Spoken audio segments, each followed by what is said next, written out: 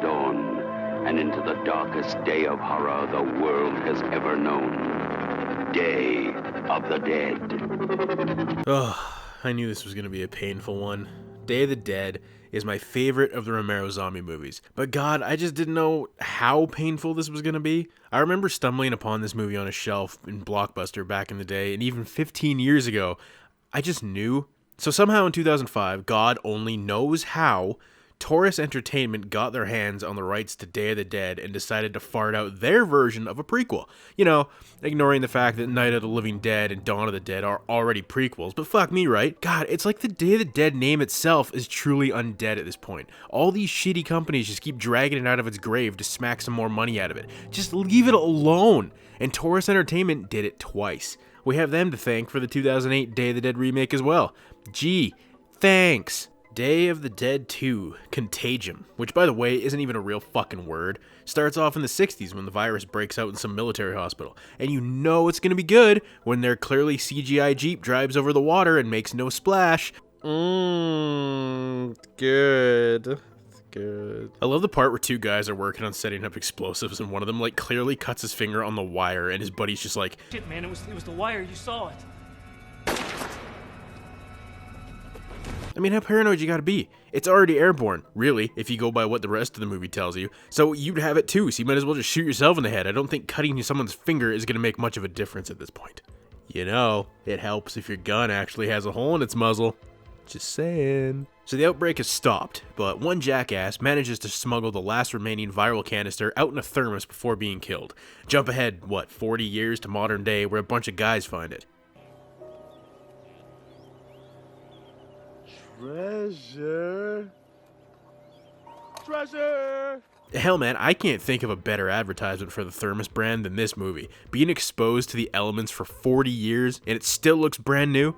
So these idiots open the thermos and let out the virus. Remember when the greatest trilogy of zombie movies ever made was started by shitty looking Tinkerbell fairy dust? Yeah, me neither. Now, this movie commits a metric ass ton of cardinal sins, not the least of which is how goddamn infuriatingly boring it is. After the opening sequence, which only lasts about 10 minutes, nothing happens. And I truly mean nothing. Sure, these guys slowly become infected and you see the process, but who gives a shit? I don't care about these morons. No one does. And this just goes on for an hour. Over an hour.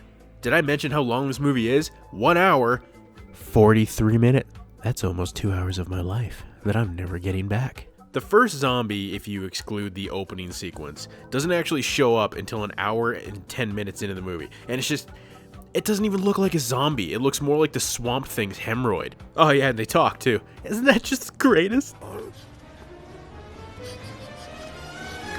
You smell like shit!